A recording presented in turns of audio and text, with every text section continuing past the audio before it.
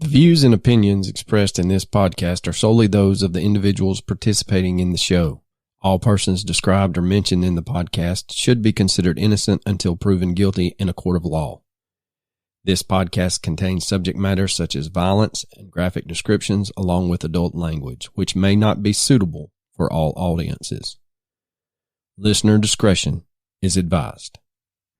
On June 25th, 1975, a 15-year-old girl accompanies her sister to the Thunderbird Drive-In in northwest Harris County, Texas. At some point, she exits the car to go to the concession stand, and she disappears without a trace. 5 months later, her body is found. But she's not the only one to ever go missing from that area. You're listening to the Mysterious Bruce podcast, and tonight we bring you the case of Patricia K. Humphreys.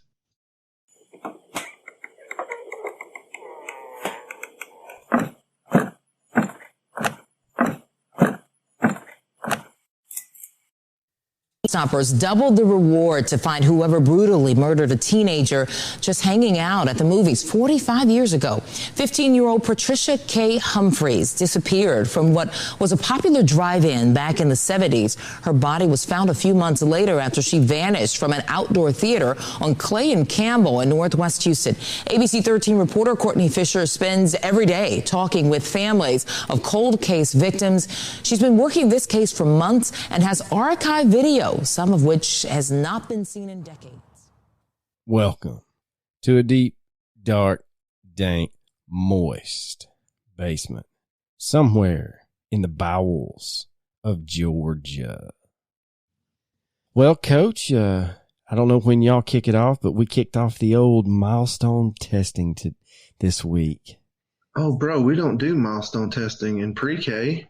Yeah, well, I just meant as like a school system. You know how people get, like, you couldn't get a Grease BB in some of those administrators' rear ends during milestone testings. Oh, no, they did a practice run in my county this week, and not one person in the entire county could log in. Not one. It's going to go swimmingly.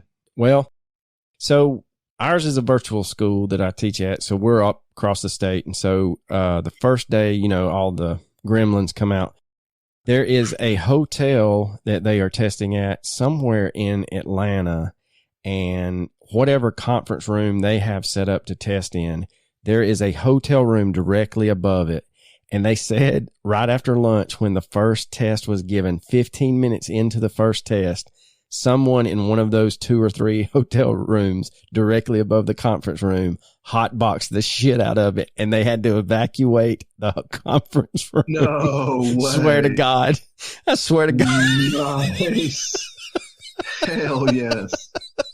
And we were so she was messaging us, and she was like, I'm freaking out. And I'm like, go back in the room, take a deep breath. You'll feel a lot better. And you'll feel so much more relaxed. You may have to stop at McDonald's or maybe Taco Bell on the way home, but it's going to be okay. Nice.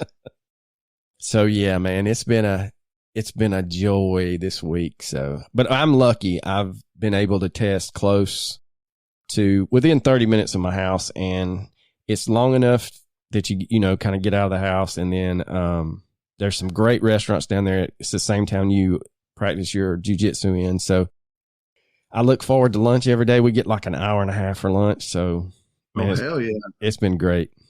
It could be worse. I've done worse. You know, I don't know if you were there or if you'd already left, or maybe it was before you. We tried to start the milestones one year, and a tornado come through, knocked the power out. I was there. That was my year. Yeah. Because it touched down like in the backyard of my house, and my wife was there, and like the principal came up to me and was like, call your wife now. And I called her and I said, what's going on? And she went, like, because the tornado had already like ripped through the fucking parking lot of the food line near our house, and like threw cars like 50 feet in the air. Yeah. And we had the social studies. She pulled a full-size mattress from our bedroom into our half bath and was like hiding underneath it. Dang. Well, Dude, it was scary, man. That's the same group of storms that's touched down and absolutely wrecked the social studies department head's house. Yeah, it sure did. And then it went on up north of y'all and run Destroyed up. Ringgold. Yeah, run up the mountain at Ringgold, and I had never heard of that. It destroyed Ringgold High School. Destroyed it. Yeah. So fun times, man. Fun times. And then they're like, okay, let's get back to testing. Yeah. Yeah. So we've got a shout out. Mr. Paul Allen Fiscus III has stepped up. You know, this is what I love about our fans. We have a need. They find a way to fill it. He is stepped up and started converting our MP3s to MP4s. And for you non-technophiles out there, basically he is allowing us to take the audio from our episodes and upload those directly to YouTube. So now our episodes will start appearing on our YouTube channel.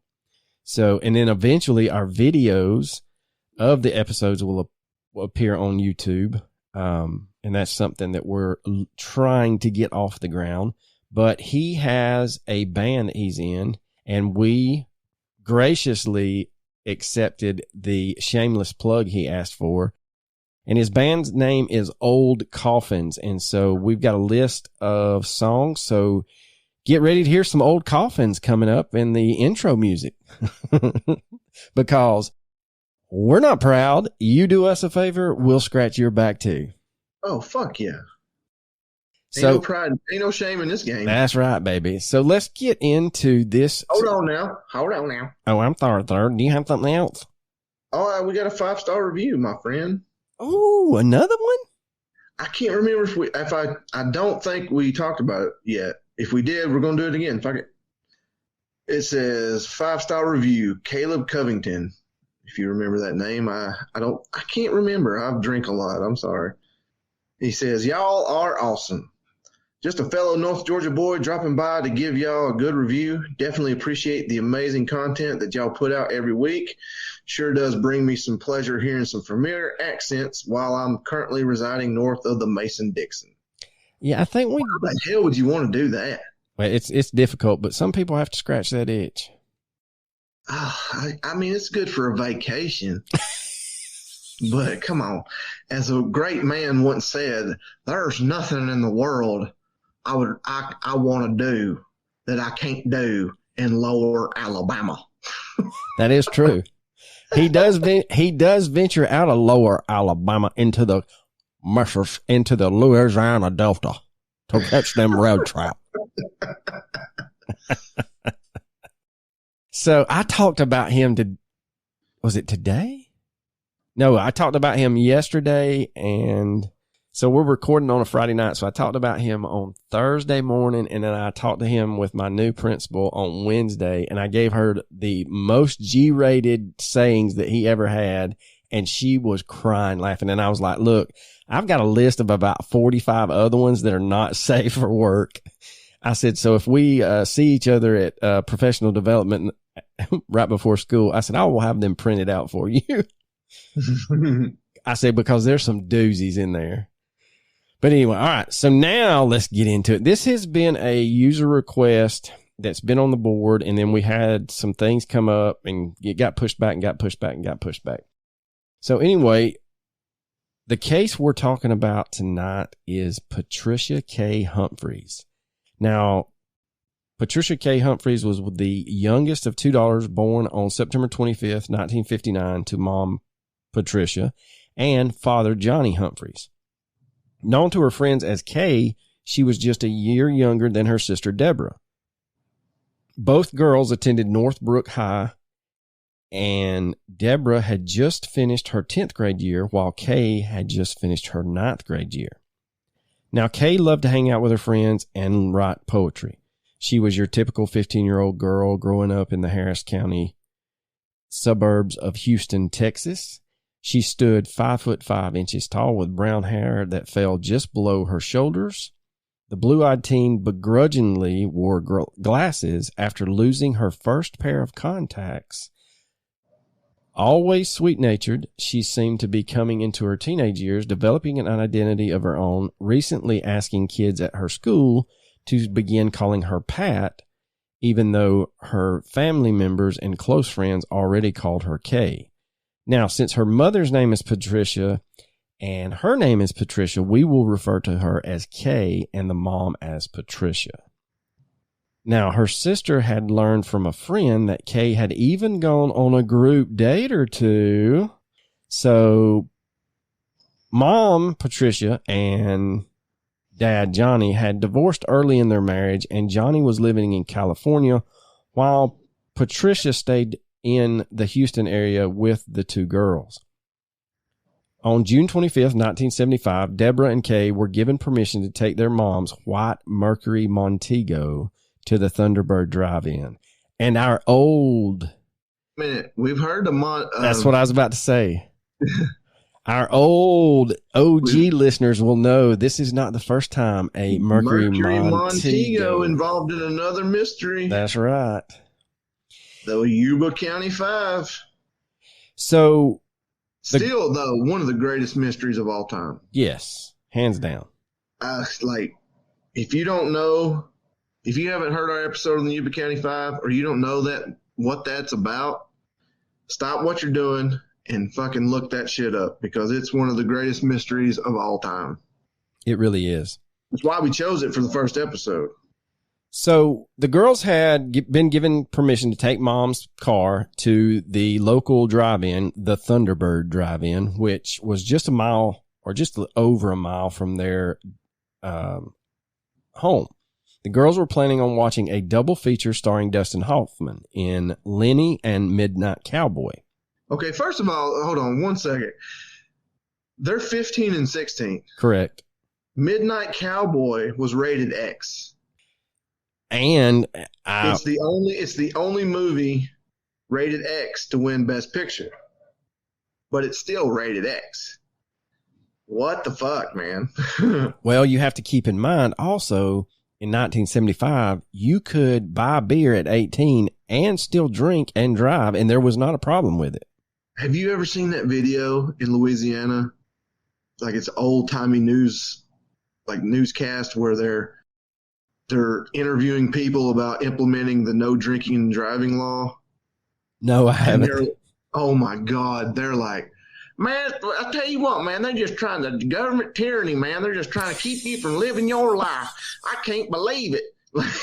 How you going to tell me I can't have a few beers? I work 12 hours a day and I'm tired when I get off work. You going to tell me that I can't have a few beers on the way home? That's fucking bullshit. Well, I have to agree with them, because there's nothing more refreshing on a long drive home than a nice ice cold beverage. Well, I know in Kentucky, as long as you're not over the limit, you can drink while you drive. But if they pull you over and, like, let's say you blow a .07 with an open container, you're good to go. In Tennessee, your passengers can drink all they fucking want.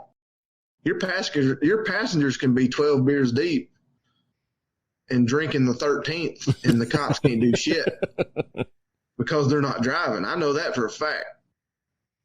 But the great state of Georgia got open container law. You can't do that shit. That's right. So mom had given the girls their marching orders of, quote, going straight to the drive-in and straight home. Don't you pick up anyone either, end quote. But like most teenagers, whether it's 1975 or 2023, out of sight of their parents, they gonna do what they want to do. And in a Houston Chronicle article dated September the 1st of 2012, Deborah recalls that her mom didn't want any friends accompanying the two girls to the theater. Quote, well, of course, we right away jumped around the neighborhood to find as many friends as we could find, end quote. After leaving their house, the girls headed to Deborah's boyfriend's house, Eddie Garcia. Then they went by Mike Hunter's house and picked him up.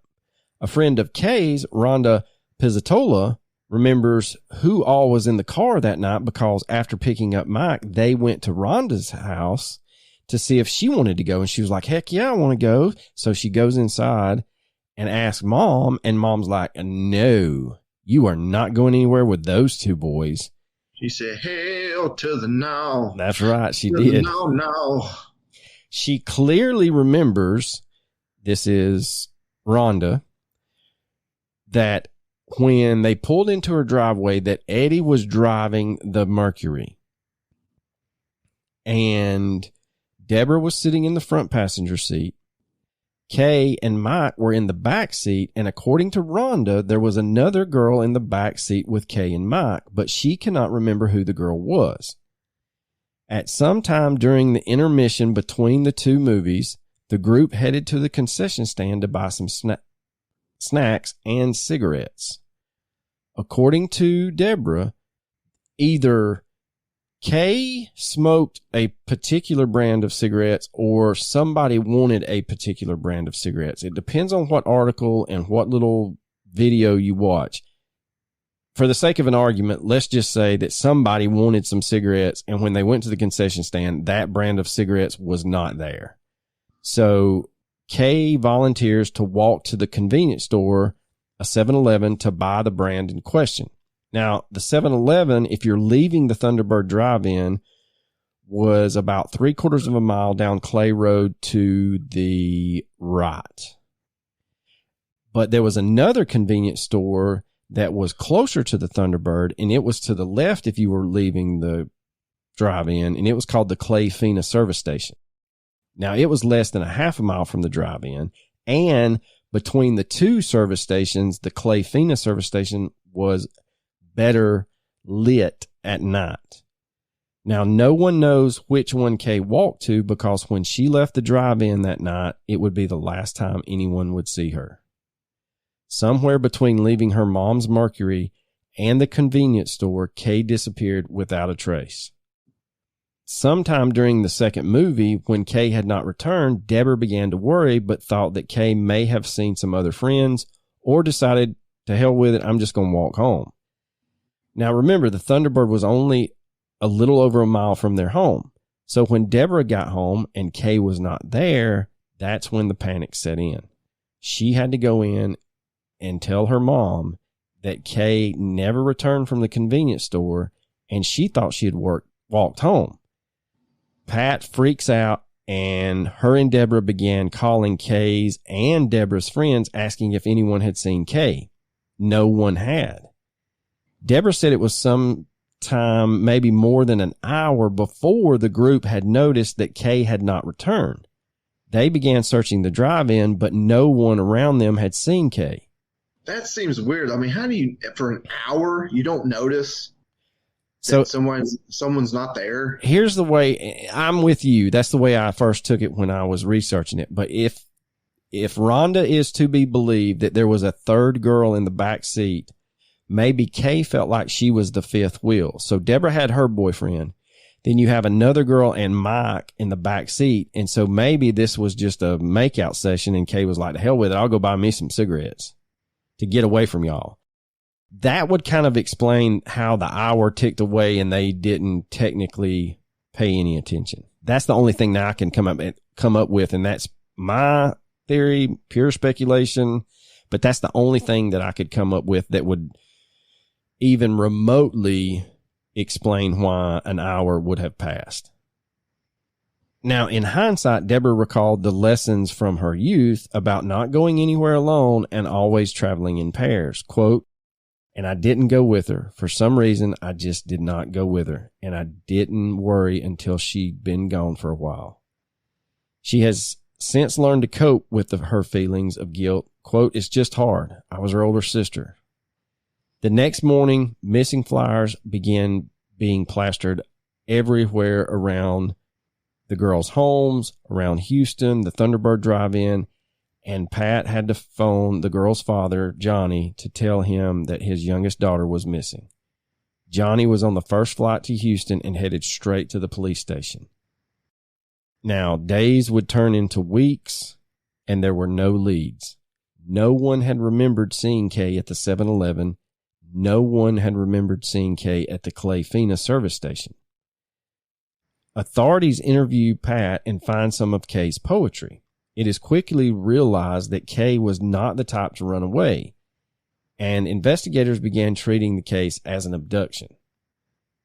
There was a shoe found alongside Clay Road I think it was within the first 2 weeks of the investigation, but investigators would come to the conclusion that that shoe was not related to the case. Now, police interviewed everyone they could think of, and still there was no leads. About 3 or 4 weeks would pass, and Johnny had to board a plane and head back to his job in California. He described boarding the plane, not knowing where Kay was, as the hardest and the numbest he's ever been. Now, Kay's mom, Pat, however, was feeling something different. 5 weeks after Kay went missing, Pat got remarried to her high school sweetheart, Thomas Randy Scarborough. The two had gone to high school together in Henrietta, Texas. Now, Pat and Randy decided that once they were married, they were going to move to Stratton, Nebraska, and they were taking Deborah with them. Questions began circulating about how a mother could leave a town in which her daughter had disappeared.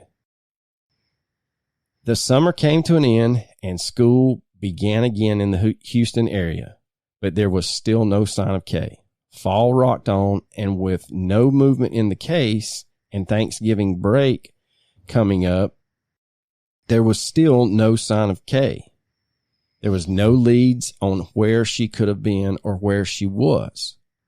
Then, on November the 26th, 1975, a group of boys were shooting their BB guns in a field behind a church off Hopper Road, about 18 miles from the Thunderbird Drive-In. There they find some human remains. So authorities are called, and along with several bones, Kay's clothing from the night in question is found, along with a brass ring with the initial P on it. Now, detectives would eventually come out and state that they felt like she was strangled to death.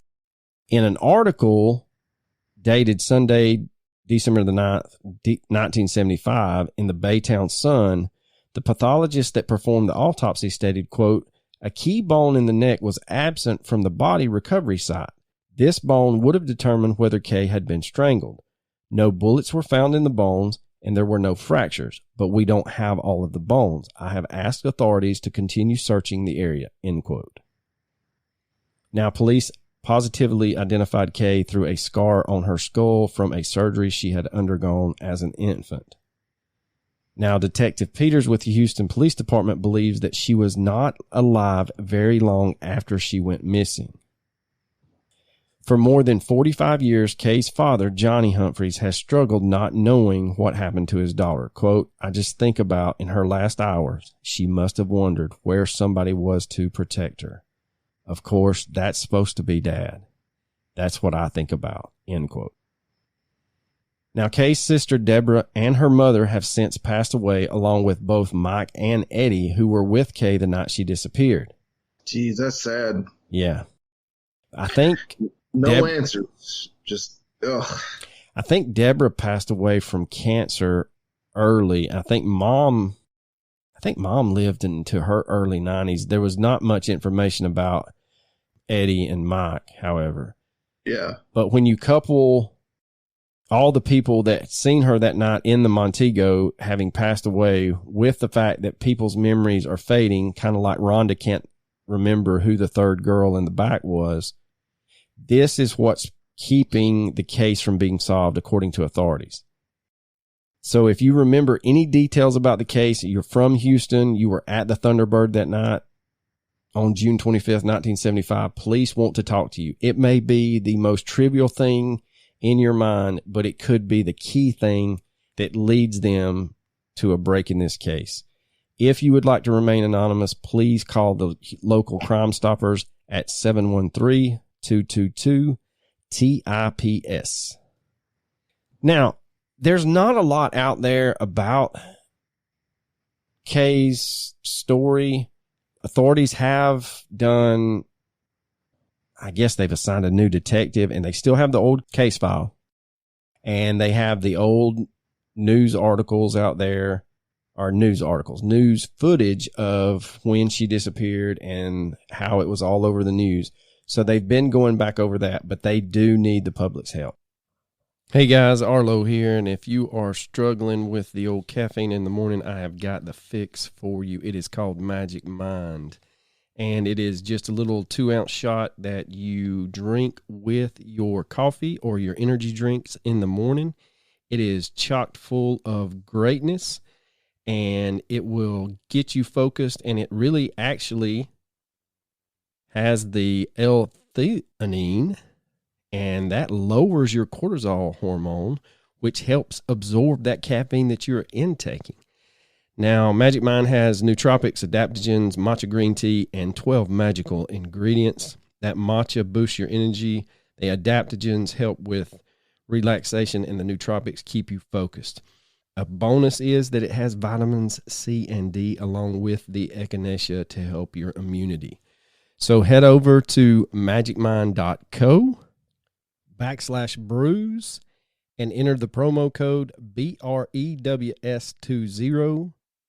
That is brews20, BREWS20, and that will give you a 20% off coupon for either a one-time purchase or subscription to a monthly dose of Magic Mind.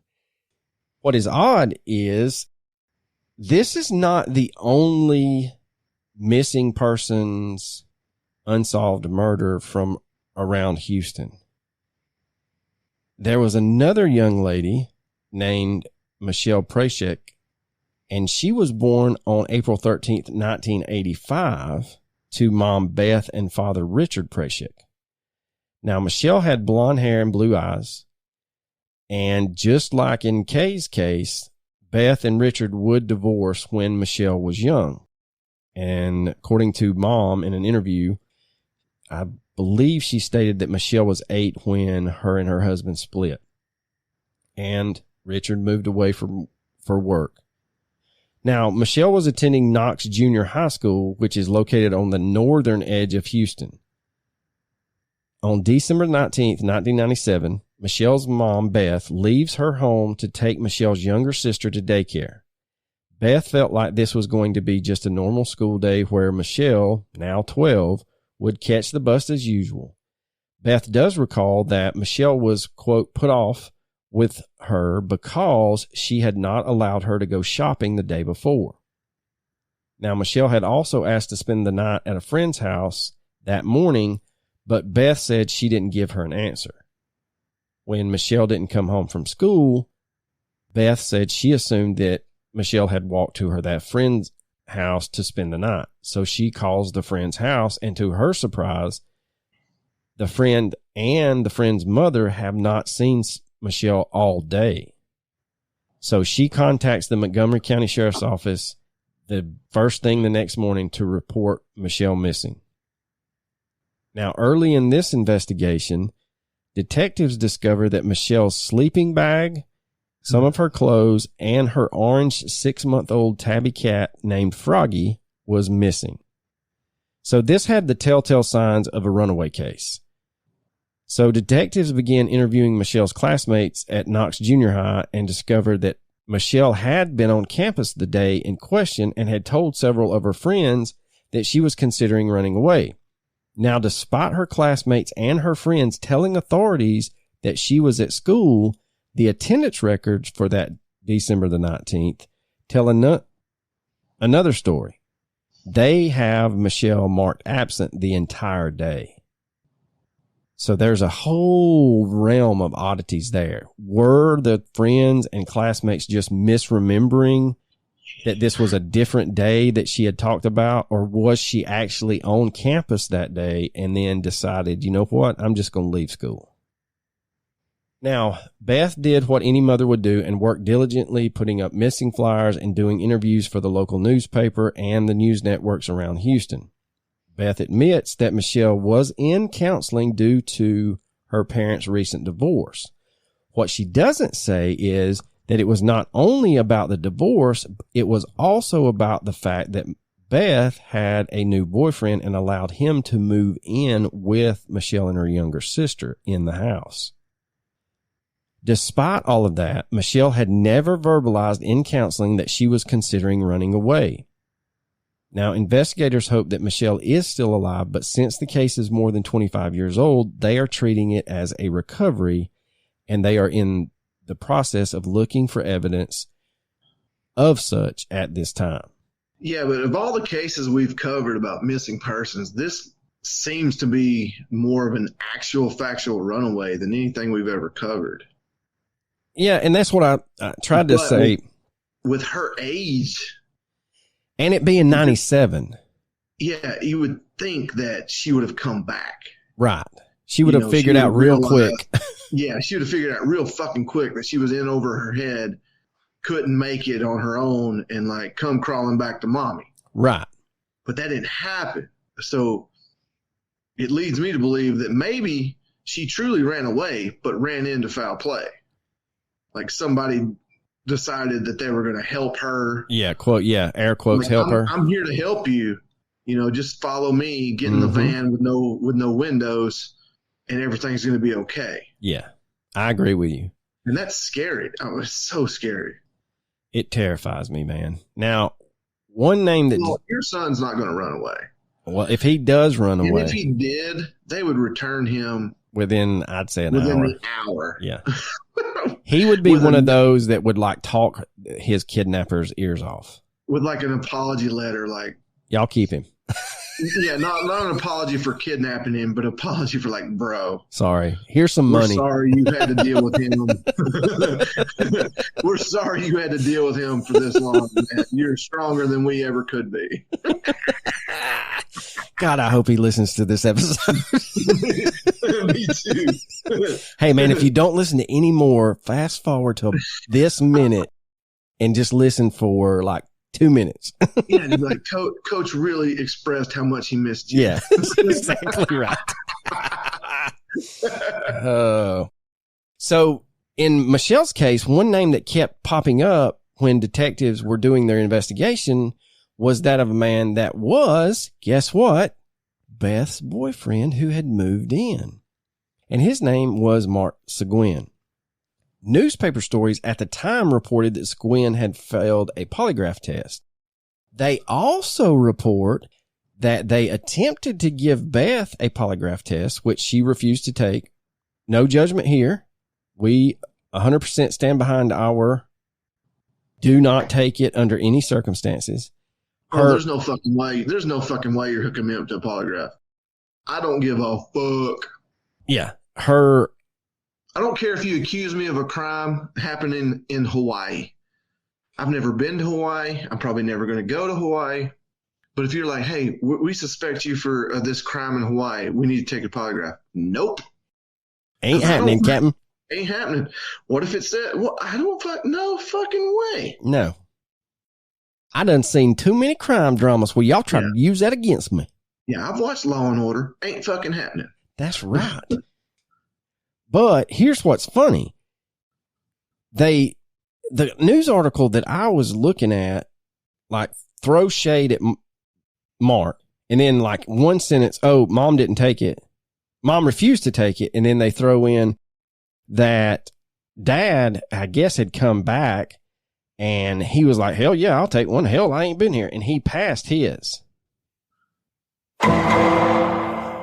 So there you go. But anyway, now, while Seguin allegedly showed signs of deceit on several questions, one of which was, I believe the way it was worded when I read the article, would her body be found in an area that you are familiar with? And I'm like, what a loaded question. But anyway, so despite this, they don't have any physical evidence tying him to anything in Michelle's disappearance. So he was not arrested. But he's not quite as innocent as that may give. See, what had happened was about 8 years later, he gets arrested in West Texas and convicted. in 2005 for indecency with a child and given 10 years probation, and is now a registered sex offender in Jeff Davis County. He done showed his pee-pee to a little one. Oh. Yeah. Well, he needs to be under the jail. Yes. Now, Montgomery County Sheriff's Detective Thomas Duroy, who is investigating Michelle's case, currently said there have never been any solid suspects. However, Seguin, the mom's live-in boyfriend, has always been the key person of interest in the case. When asked if the disappearance could have been staged, the detective stated, quote, "We are not ruling out any possible thing at this time," end quote. Now, DeRoy goes on to say, quote, "Not a week goes by that I don't think about Michelle. It's still hard to believe that a girl that age could just disappear off the face of the earth and all these years still not have any leads," end quote. Now, according to Beth, Seguin left the house before she took Michelle's little sister to daycare and before Michelle was supposed to get on the bus to go to school. The neighbors state that that's not necessarily true, that he did leave, but as soon as, I wouldn't say as soon, they said within 15 minutes of mom leaving, headed to daycare, Mark's back at the house, and they don't know if Michelle had already caught the bus or not. Now, Channel 11 News, KHOU in Houston, contacted Seguin and stated that he understands why he is a person of interest, but stated that he had helped look for Michelle in the days and weeks following her disappearance, and that proves that he's not involved in the case. And I'm thinking, dude, you are not doing yourself any favor saying that. No, not at all. He did tell the News Channel 11 that he hopes that Michelle will be found alive, and her mom is still holding out hope that she is alive. She would be roughly 38 years old, and there is an age progression photo of what Michelle would look like now on the Charlie Project, and we'll post that to our social medias. But anyone with information about the disappearance of Michelle Prasek can call Montgomery County Crime Stoppers at 800-392-STOP. The Texas Department of Public Safety's Missing Persons Clearinghouse at 800-342-3243, or the Laura Recovery Center at 866-898-5723. Now, there's a lot of information out there if you research this about the Laura Recovery Center, and they are doing a lot of work with missing children from the Houston area.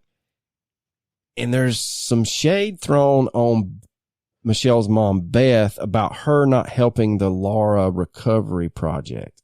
The way they're kind of there is, and it's kind of backhanded, and they're like, she's never come and helped, and she's never helped other families or something like that. But in the news, here's the thing.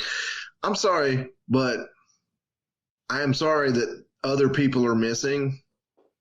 But if my daughter was one of those missing, I'm not going to concern myself with other missing people. I'm sorry. Well, and that's the way I took it also. But Beth, I will say this, Beth did address that in one of the news interviews she did. She stated that it's just too hard for her. Yeah, exactly. She just can't put herself on that emotional roller coaster. And she went on to state that's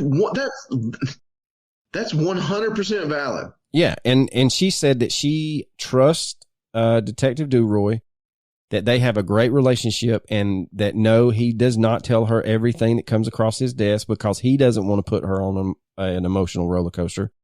And she has such faith in the Houston detectives that she's not hired a private detective because she didn't want there to be animosity between her and the police station, because she knows that sometimes hiring a private detective causes that. She wanted to keep those lines of communication open. So I understand why she's not there. And I thought it was a little cheeky for the recovery center to have that backhanded comment in the papers. That's bullshit to me, honestly. Like, well, yeah, your daughter's missing, but what have you done for the other people? Like, well, and we've talked about it before. It's kind of like the grief thing. No one knows how you're going to react in a situation like that. You can't watch a press conference about a father talking about their daughter missing and go, well, look at him. He's cold and callous. You don't know how someone's going to handle grief. You can't predict that. No. And I think Beth still does enough to keep Michelle's name out there. She's constantly contacting the papers on anniversaries of the disappearance, on Michelle's birthdays. She's making sure those age progression pictures are updated. She's keeping, like the Charlie Project. I don't know if a lot of people go on there, but if people do not keep up with that, that will be a dead link. So she's making sure that is still a valid point of reference in case someone happens upon something at a later date. Now, when she disappeared, Michelle was wearing a tan T-shirt with the Calvin Klein logo CK imprinted on the front, jeans, and Nike tennis shoes. She had a scar or birthmark on the palm of one of her hands. So again, if you have any information, you can contact the Montgomery County Sheriff's Office at 936-760-5800, or you can contact the local field office of the FBI at 202-324-3000. These are two very heartbreaking cases. And when researching Patricia Humphreys' case, there's just not a lot of information out there. I think, because there's been so much time passed since she disappeared and her body was recovered. And the Thunderbird has basically been destroyed, and industry has taken over that whole area. So nothing looks the same. I do find it odd that the mom would get married and move off. And the way it was portrayed in, I think it's News Channel 13 out there. They do a little 25-minute video called Unsolved, 13 Unsolved. And the way it was portrayed in that was she had basically decided that she was taking Deborah, the older sister, and moving away before they even knew that Kay was dead, that she was still just missing. And so everybody's like, why would you move not knowing what's going on so soon? What if she escapes and she tries to come back home and now there's strangers living there? And again, I don't want to throw shade on the family, but I do find it odd. I do find that whole situation odd. And unfortunately, like I had said earlier, people in that case, basically everyone that night has passed away. The mom, the sister, and the two boys that were in the car. So Houston is not a very, I'll say this, when I was looking, we wanted to pair Patricia's case with another case. And when I was looking, I wanted to choose another case that didn't have a lot of press about it. But like, there is a website, it's part of the Houston Chronicle. It's called chon.com. I'll try to put a link up with there's like 53 people that have mysteriously passed away or are still missing in the Houston area since 1965. And it runs the gamut from an elderly couple in 1965 that was found killed in their home, all the way up to, I want to say the last one they showed was like 2020. A man had just didn't come into work and like basically vanished off the face of the earth. So there's some weird shit going on in Houston. Like we said, we don't get a lot of Texas cases, but this one was a user request, so we may be going back to the great state of Texas again, ladies and gentlemen. So, Coach, do you have any closing thoughts? I know we kind of already gave our hypotheses. Yeah, I mean, I'm just saying, like, the things she took with her really, truly looked like she ran away. But how could she survive for so long? She left at such a young age. Yeah, 12. I mean, it's not. Yeah. How do you make it in this world at 12? And she had like a 6-month kitten with her. That's what that kind of shows you the innocence that you're dealing with there. Oh, I'm just going to run away. I got my sleeping bag. I got some clothes, and I'm going to bring my cat. Yeah. I'm mad at my mom, so I'm just going to go. I'm going to run away. But like you said, I feel like that's a great theory that you had about she probably got there and was like, oh shit, this is not what I expected. And then as she's either trying to make her way back to her mom's house or make her way to a friend's house, someone comes in contact with her under the guise of, hey, you need a lift. I can help you. And no one knows what has happened now. Yeah. But yeah, man, it's just heartbreaking. But we had some Mandela effect traction. There was one of my students said that he swears he's in your camp, Fruit of the Loom.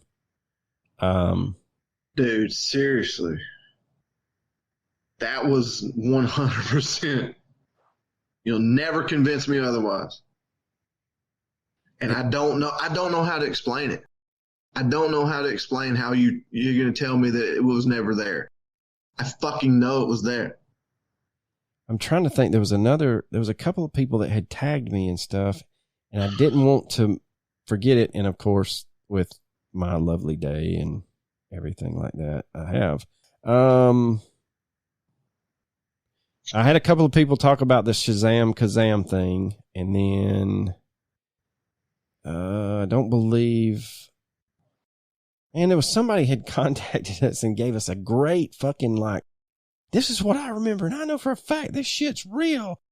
And I was like, man, I'm gonna put that out there, and I fucking can't now, and it's killing me. Oh, you bastard! I know, I'm a piece of shit. But anyway, if I find it, hell, I'll let you know. I don't think it was in. Don't think it was like that. Maybe. Well, let me know. You gotta let the fucking people know, man. I need to put that meme out there about Colonel Jessup, because I sent it to like 13 people, and you're like one of 2 that got it.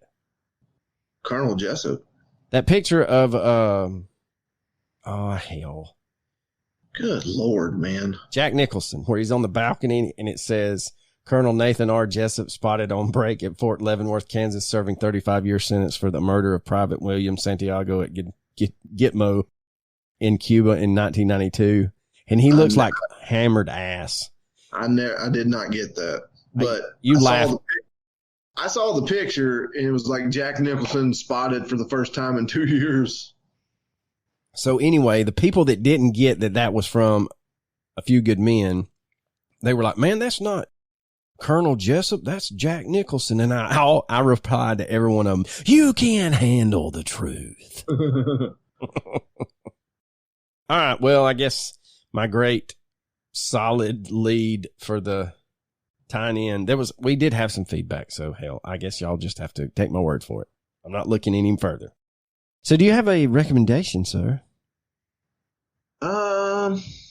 Yeah, the on Vice channel, there's a new show called Resolved, and it's going over famous cases. Like Bob Saget was the first episode, and they're going to cover like Brittany Murphy, Heath Ledger, and a few other things to try to question the official narrative on how they died. And a good friend of the show, Jennifer Buchholz, is actually a talking head on that show.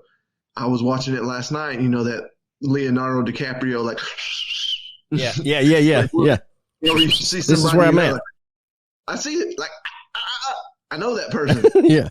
I was like, holy shit. Like, yeah. So when we interviewed her and she was very secretive about the show she was going to be on, I think that might be the one she was talking about. That might have been it. When she was like, hey, there's a show coming.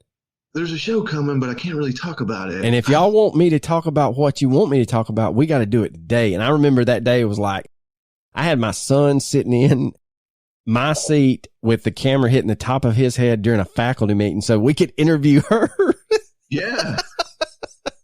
She was like, if you guys want to interview me, we have to do it today because tomorrow I'm fucking unavailable. Yeah. It's going to be a gag order. Yeah. I'm pretty sure that's the show that she was talking about. And it was a good one. The first episode premiered last night on Bob Saget, and I watched it.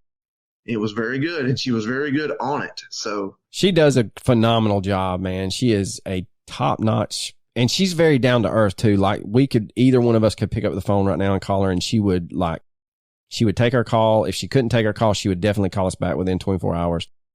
She has been a text and be like, "Hey, what the fuck do you loser ass want? What do you two drunks want?" No, but her and her husband have been eyeballs deep in the case file for Rebecca Gould, and they have been going over some, just makes you even sicker, the stuff that they're uncovering that was in the case file, that if the original investigator had half a brain, Rebecca's case would have been solved within a couple of years.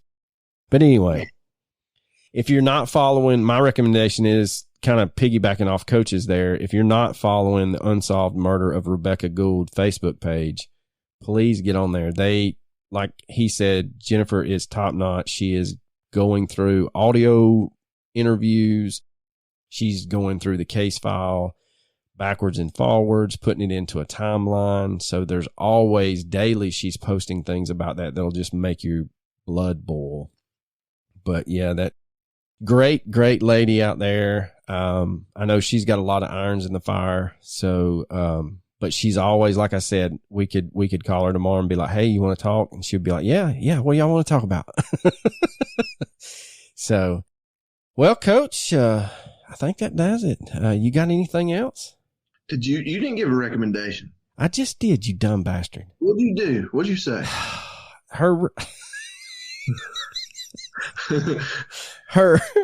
I was sending her a message on Facebook. I was like, I was going to tell her how I saw her last night, and she did a great job. You were sending her a message on Facebook. Look, I'm over here trying to say that you're doing a great job, and Arlo's saying, no, you're a piece of shit. No, I just said, hey, I said, hello. What I have so far, I said, hello, Coach from Mysterious Brews here. I watched you last night on Resolved. You did a phenomenal job. Keep up the good work. Oh, look at you being sweet. Yeah, and while you were typing that, I was saying, go follow the Unsolved Murder of Rebecca Gould Facebook page, because they have got the case file and they're picking that thing apart. They're doing quite the job, I said. Quite the job. But anyway, so ladies and gentlemen, let's try this again. Coach, do you have anything else? You know I don't. Deuces.